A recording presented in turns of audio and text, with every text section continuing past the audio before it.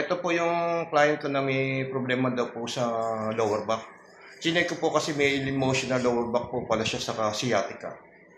Ikaw na magsasabi, bata ka ang nangyari pagka-therapy ko sa'yo. Na-experience ko kayo sa pangalan niya sa Ronald. Sir Ronald, parang medyo gumaan yung pakiramdam mo kaysa sa dati. Ngayon medyo okay na. Sabi ko nga sa kanya, itinanong ko siya ng exercise daily. May sabi ko sa kanya, after 3 to 5 days, at nawala na yung pain, wag na siya bumalik.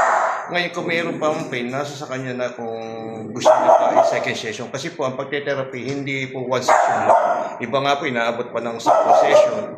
Sa akin po, hindi. Ang sabi ko sa kanya, kung wala namang sakit, wag na niya ibalik.